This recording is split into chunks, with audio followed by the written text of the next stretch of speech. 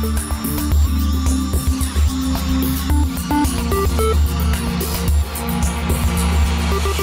and welcome to the Convex Conversation with me, journalist Helen. Today's guest is a TV legend. She's dominated our screens in the 80s and 90s on shows like Treasure Hunt and Challenge Anneka, attracting audiences of more than 11 million. 30 years on, her popularity is still right up there, whether it's on Strictly, Celebrity Bake Off, Mastermind, her Radio 2 show, and much, much more. I am, of course, talking about the lovely Anneka Rice. In 1990, Anneka helped draw the world's attention to the plight of thousands of orphans living in abject poverty and horrendous conditions in state-run institutions in Romania. And she's recently been back to meet some of the children she helped save. Anneka, thanks so much. Oh, I feel a bit choked up now, having just read that about the orphans. Thank you so much for joining me today. You have been so busy. You've got all sorts of things cooking. But can we start off with Romania and your trip back? Oh, the challenges, a lot of them have been celebrating 30 years. There's over 60 or so projects around the world. And I'm in touch with most of them, to be fair. And Romania, I've stayed very in touch with, particularly over the 30 years. But in fact, all the challenges, I'm very involved with them still, because they weren't, when they took place around 30 years ago, they weren't just a quick fix paint job or whatever. They were really very involved projects that affected many people's lives and thousands of volunteers. So with Romania, for example, I've always been very involved with since the original challenge, because I felt a sense of guilt in a way that I changed so many people's lives in the UK.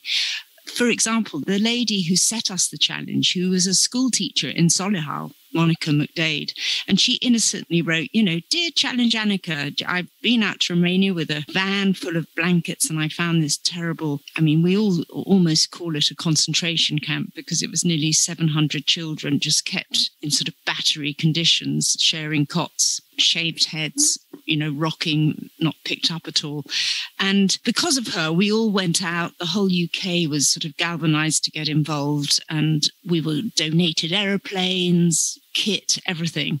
And we all went out and we just found this terrible, terrible situation. And after the challenge finished, after this sort of fraught, awful 2 weeks out there, where we realized we couldn't even begin to help the children until we'd actually tried to just get involved with the whole town, because everything we took out was just being stolen, because the locals had nothing either. They'd just come out of communist regime, and there's no infrastructure in Romania. It was a desperate situation. So the project was sort of bigger than the orphanage, which was another story in itself. Monica realised she had to give up her entire life in the UK. I'm practically joking up talking about it. She had to give up her life as a school teacher, all her family in the UK, and stay in Romania to coordinate this project, which has gone on for 30 years. So apart from the work with the kids in the orphanage, trying to repair the orphanage, there was no electricity. There was just raw sewage running down corridors. The children were kept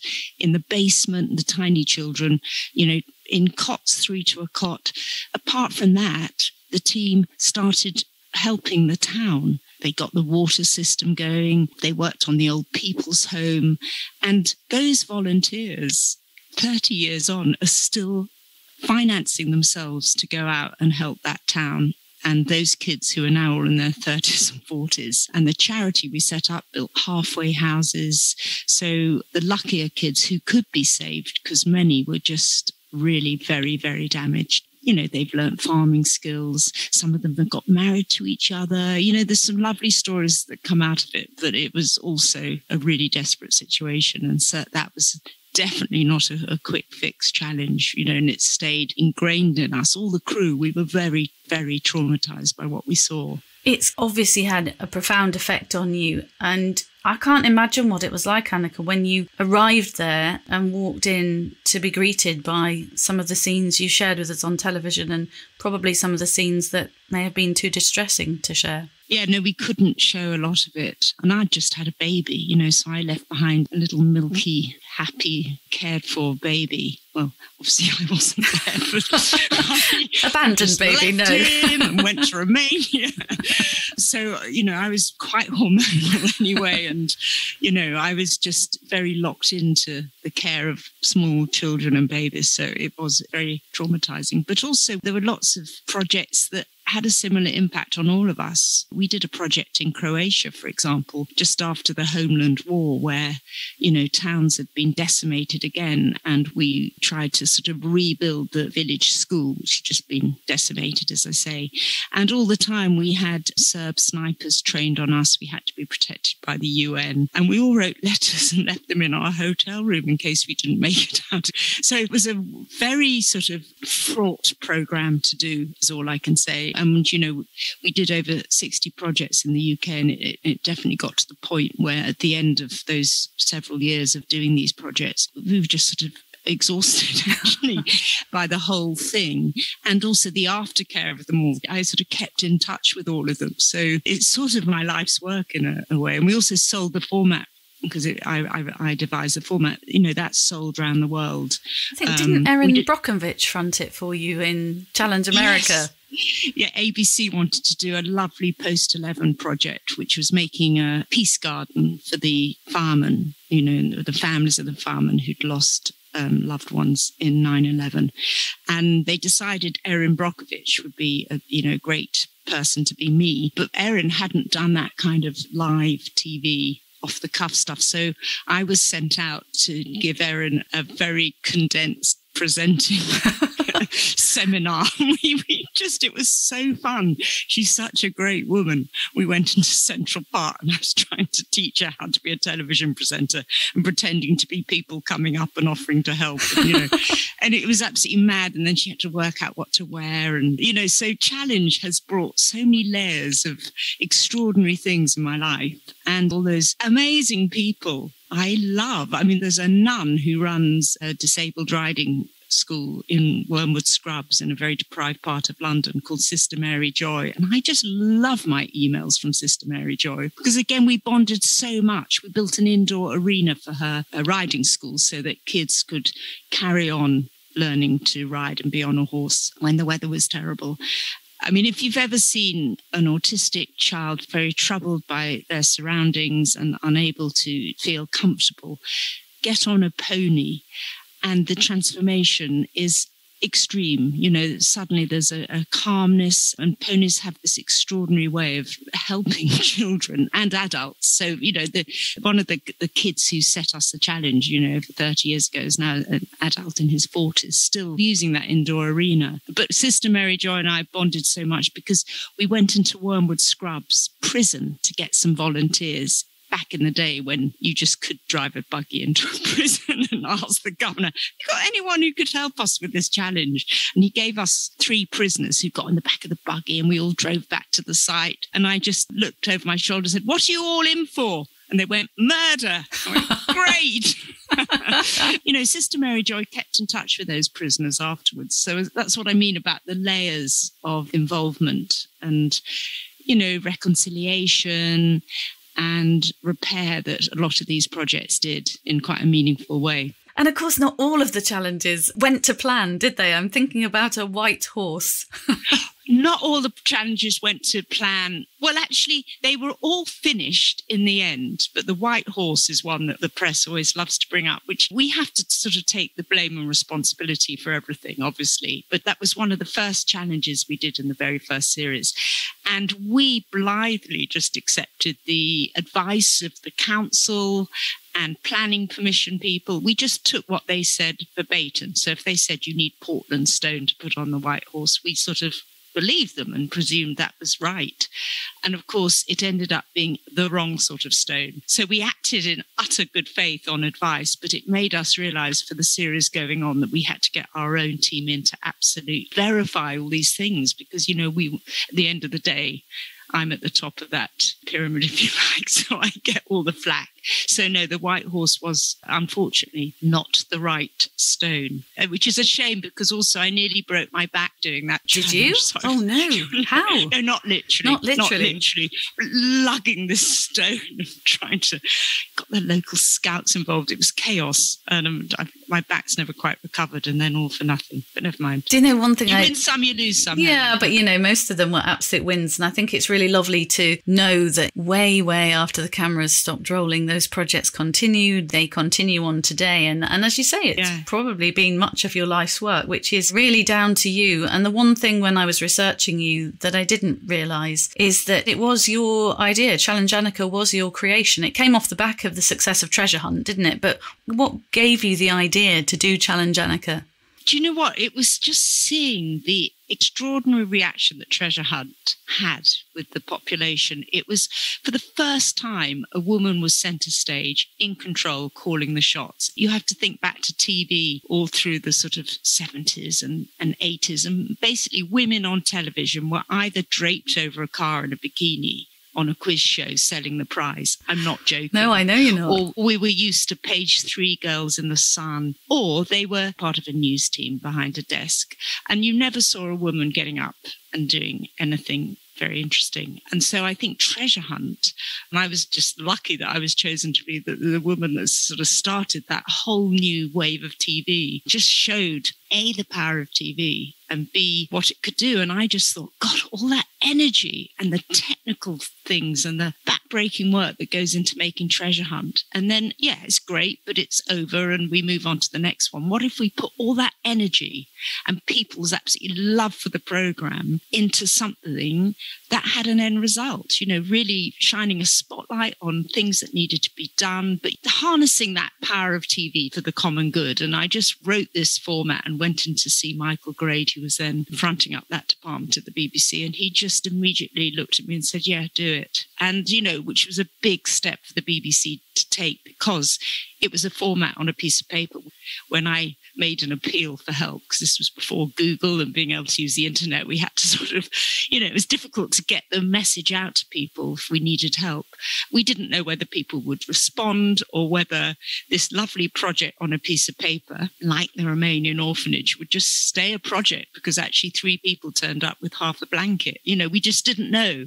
But it did work, and it worked in spades, because at the end of the day, people just love being part of something bigger than themselves. They want to help. They want to do something. And that's what we tapped into. But we didn't really know how it was going to work, but thankfully it did. You say there that, of course, there wasn't the internet, there wasn't social media, but you launched it in what in those days was a very high profile way, because I remember seeing you, I think you were on the Wogan show, weren't you, in your infamous jumpsuit, sitting with Terry Wogan, getting your first challenge. So it was launched in a very high profile fashion. What was that first challenge that Terry set you? Well, the first challenge was part of Children in Need, and it was a sort of experiment just to see whether it would work as a concept. So it was something ridiculous. We had to put on a concert in the middle of the River Thames to the accompaniment of the 1812 orchestra. There had to be fireworks and ice skaters on a sort of specially constructed frozen rink on the Thames. I mean, it was almost as if the producers had just pulled out of the air the most ridiculous combination of things they could find. And then it was, okay, off you go. And because I had the Children in Need inserts, I could dip into a part of Children in Need to say, help, we need some ice skaters. We need an orchestra. Where's Henry Mancini? Come and help. Because I could tap into all that live stuff going on anyway with Children in Need, it did work. And hilariously, it all sort of came together, and that made us feel a bit more confident that if we embarked on a series, we would get that help, because it's a program about community. It's about a community of volunteers, which is just such a heartwarming thing. And I think in COVID, the way that scientific community, I mean, I literally love Sarah Gilbert. She's my heroine of all time. I love her. Love that woman. But the way that scientific community rose superbly to the COVID challenge was extraordinary. It just showed what can be done if people work together in the face of such a terrible challenge as COVID. All those things, that was a huge example of community working together, but we were just, showing a smaller way of doing that. I think COVID has shown that we're all ready. We want to help. We want to do stuff now. let's get the UK moving again. I know how important community is, and you do so many things behind the scenes that rarely publicised, but one of the things I do know that you do is you spend a lot of time with very elderly people. I watched a clip of you on television. I'm trying to find their names now. Was it Silvana and another lady in the late? Stefania, Anna and Sylvia. Yeah. Yes, there's three. I'm a befriender. I look after elderly people in my local community, which is a very easy thing to do, and I really recommend it to people. It can either be just a phone call or meeting up. I looked after Stefania for a few years, but she's sadly passed away now. And I just really enjoyed my time with her, because my big thing about elderly people is we just mustn't see them as these elderly people. I think Richard Osman's Thursday Murder Club has shown that we've got to look behind the silver hair. And Stefania, for example, you know, she'd been a prisoner of war in Poland. She had the most extraordinary life. Another elderly lady is a brilliant artist. She's exhibited at the Royal Academy. No one knows these things about these extraordinary elderly people. So I'm really enjoying that side, and in a way sort of shining a spotlight on their life and giving them the platform they deserve, because otherwise they just get lumped together, don't they, as sort of elderly people. And my local community association in Barnes in southwest London is amazing, the way it just scoops up everyone and gives them a voice and, you know, makes their later years in life very worthwhile. I mean, it's a great thing, befriending. I mean, you get so much out of it. Sometimes they've come to lunch and we have a lovely day. I put my speaker in the middle of the table and we go around the table and say, you know, what do you fancy playing at your funeral? Because I'm a great believer in speaking about death, not in a morbid way, in a really celebratory way. And so we've gone through these lovely sort of times where we've discussed funerals and what they'd like to listen to. And when that music comes out of that little black speaker, they've just been absolutely entranced, because it swells the room. And it's been very emotional and lovely to talk about their favourite music, for example.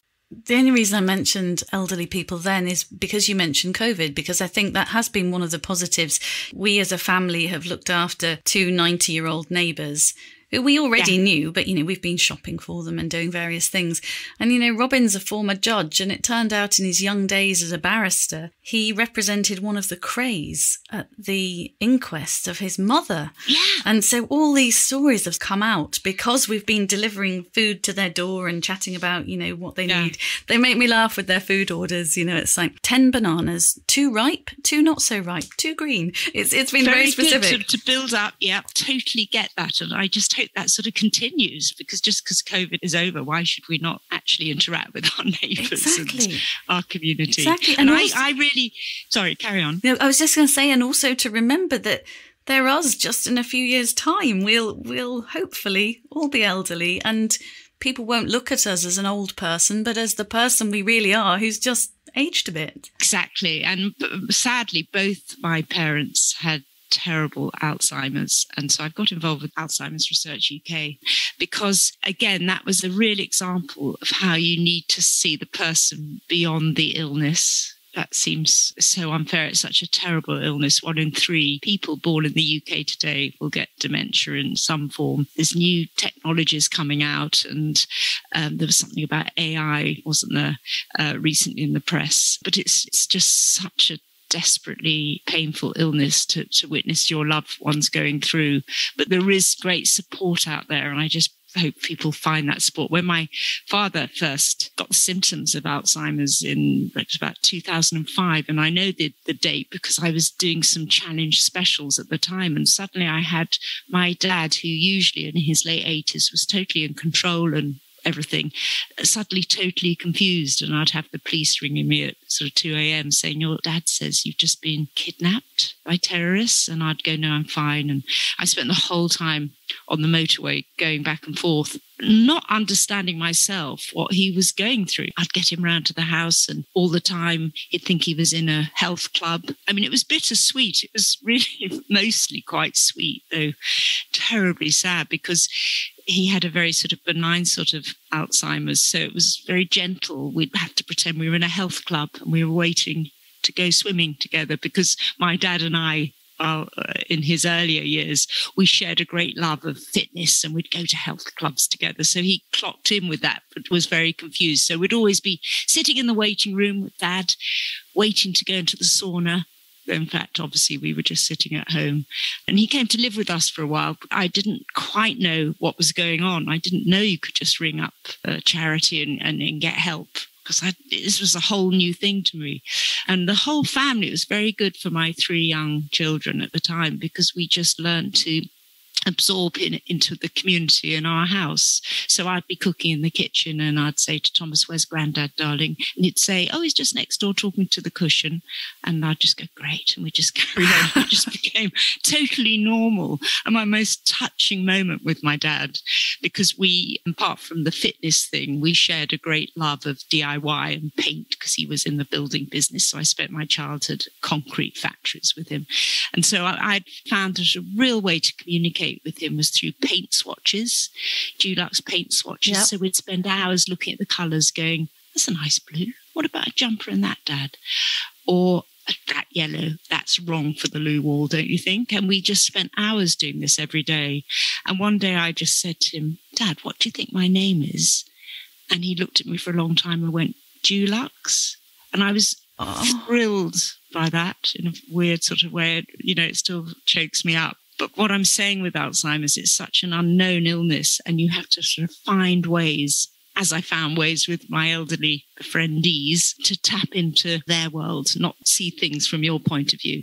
And research is so important. Alzheimer's Research UK, I'm familiar with their work. And in fact, we did a podcast a few months ago with Hilary Evans, who leads Alzheimer's Research UK. And they are making incredible progress in identifying those of us who may suffer with Alzheimer's in later life, but identifying things 20 years before the symptoms show. So I think AI technology they're using, the scientists that they've got, it's a charity that needs championing. It really does. Because if you think of all the way that Sarah Gilbert and her team and AstraZeneca, it was just amazing to watch the way, with absolutely a complete focus on one subject, you can get something sorted. I mean, that just really was extraordinary. I just don't think people actually realise how extraordinary it was to get that vaccine out in that such a record time.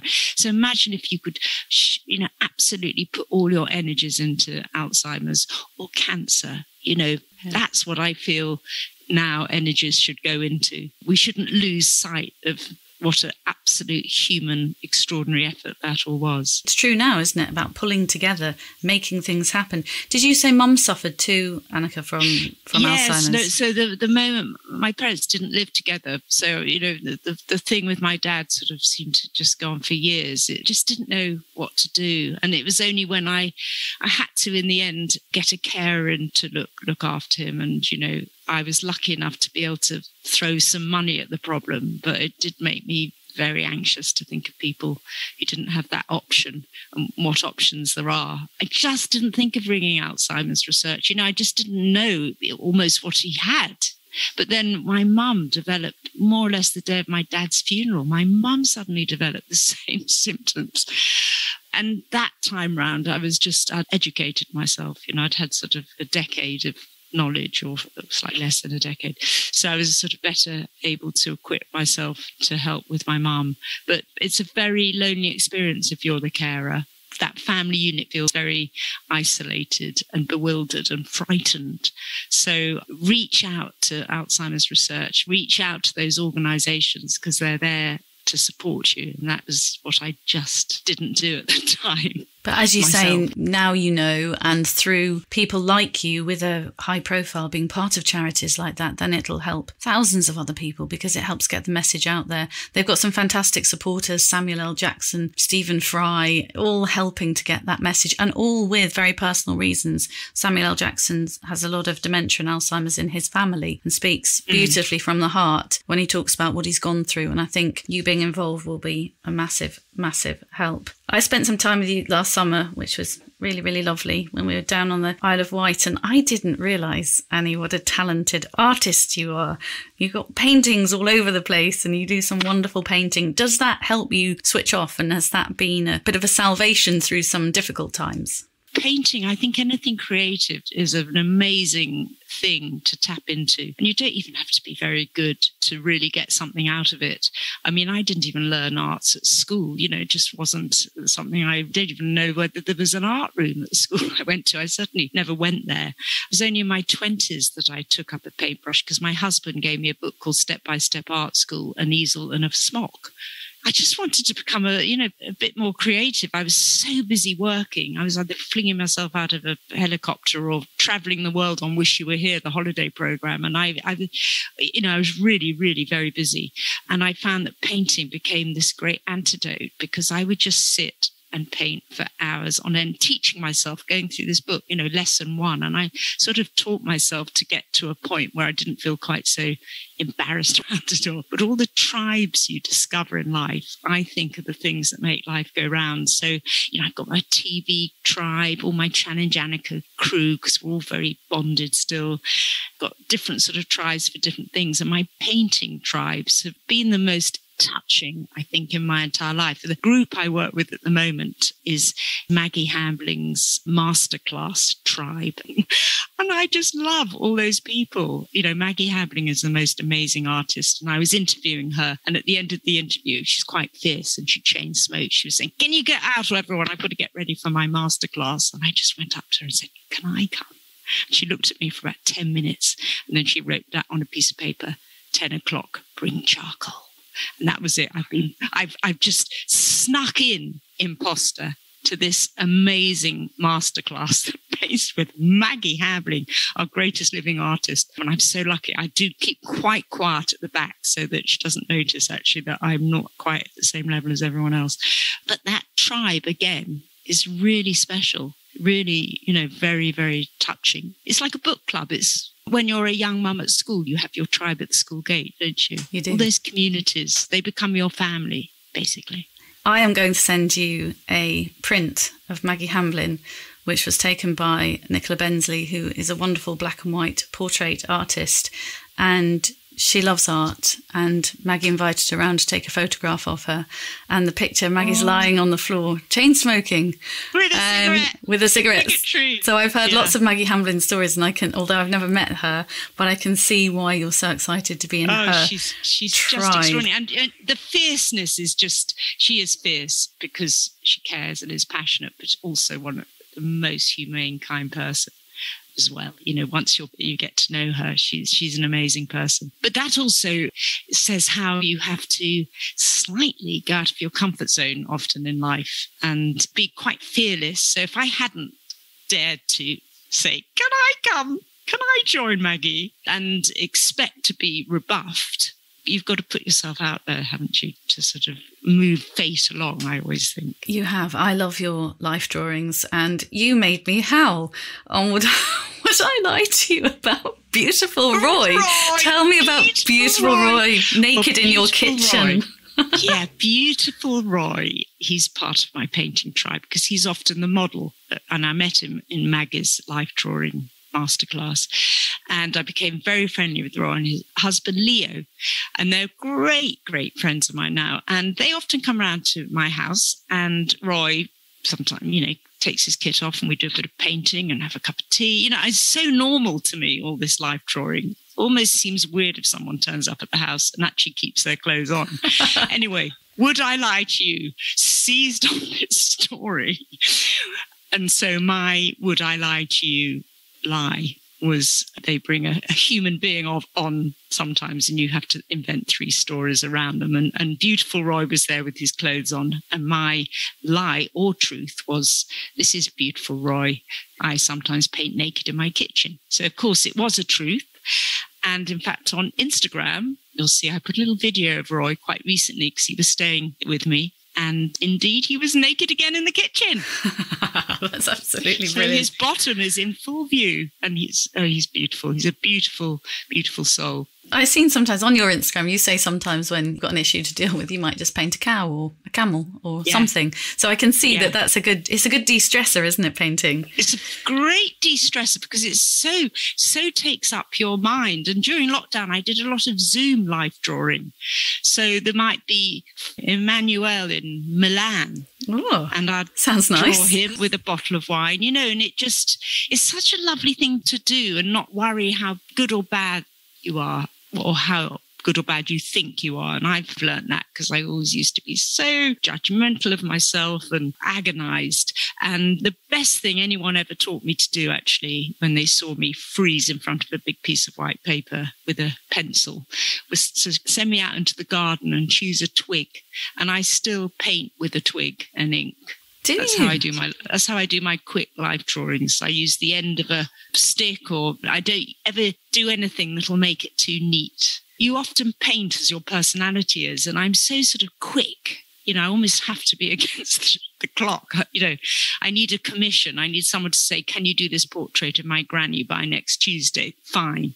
If they say, just do a portrait of my granny in the next 5 years, won't be able to do it. And I love doing very quick life drawing poses that take about 2 minutes or 1 minute, and I dip it into some ink, wet my paper and just see where the lines go. That's how I paint. God, I got a great tip. I was actually weirdly on a hen weekend and the man arrived with no clothes on and we were instructed to draw him.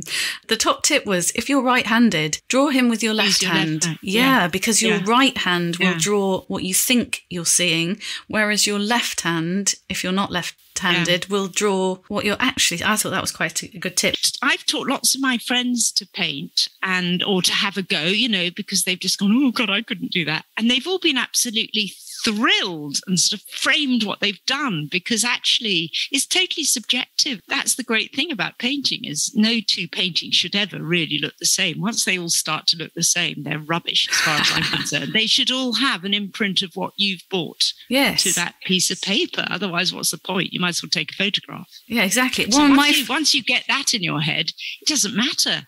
One of my favourites that you did not too long ago was your painting of Prue Leith, which I thought was brilliant. I mean, you met her because you did fabulously well on Celebrity Bake Off. But did Prue like what you drew? Well, first of all, I did one of Paul Hollywood, you'll see on Instagram, which was part of my baking challenge. So I had to do some choux pastry. So I decided to do dollops and dip them in paint and put them on a palette. And then I also painted a watercolour ahead of Paul Hollywood and put it on an easel. So that was my creation for Bake Off. And then at the same time, I thought I'd just slip in one of Prue, which was stark naked of her, apart from the red glasses just sneaking out. So they didn't show that on Bake Off. They showed the Paul Hollywood portrait because that was actually part of the creation. But at the last minute, I flipped out Prue and said, here you are, Prue. What goes on in the green room stays in the green room. And they cut that out. I don't know why. Maybe it was because she was naked, because she loved it. But it was abstract. Both she and Paul asked for their paintings afterwards. So you couldn't not love the one of Prue. Do have a look on Instagram. She's just looking foxy. I have such a fierce love for Prue. Did you have a bit of a girl crush on Prue? Girl crush all the way through. Any time she was coming to my Bake Off station, I practically swooned and collapsed. No, she's amazing. And how did you enjoy the whole experience in the Bake Off tent? It was very, very weird for me because they asked me to do it with only about 10 days notice. So they asked me to do it in the morning, and in the afternoon they were ringing up to say, what would you like to bake? I hadn't even had time to think about it. So in the corner of the room, there was a picture of me on top of a mountain being winched off a helicopter. And I just thought, that'll do. Being winched off a helicopter, maybe my kids in the helicopter, because they've never really known what my job was.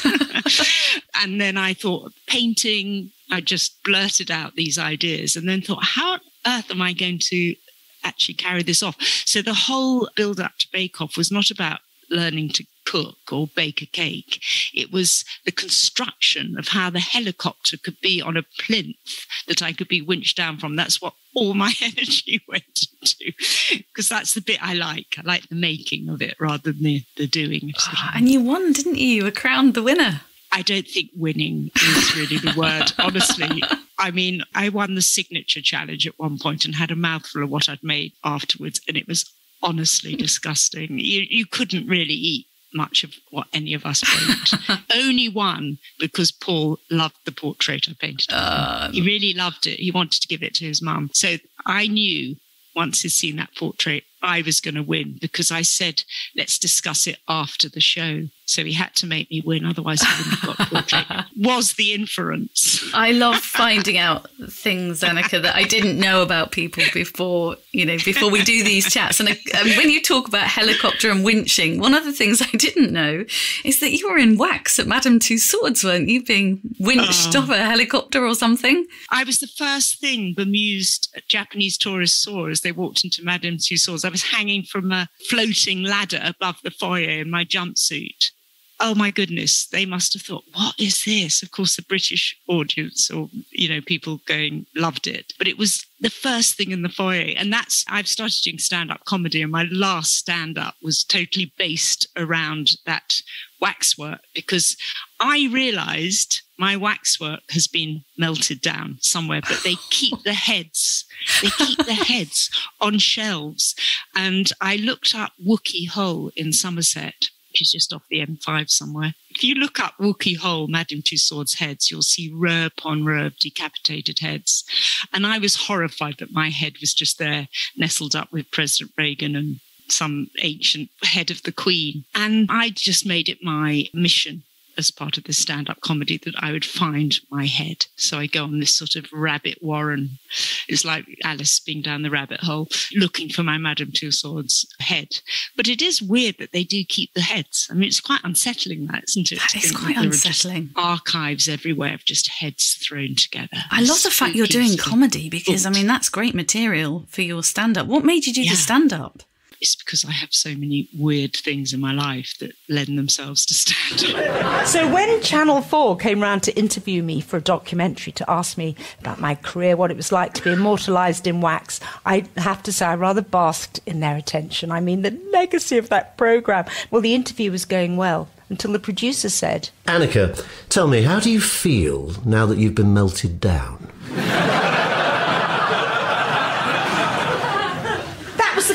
Moment anyone had told me I wasn't still hanging in the foyer. I felt a tiny bit lost.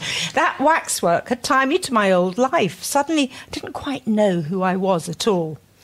Well, the documentary team had mentioned the caves at Wookey Hole.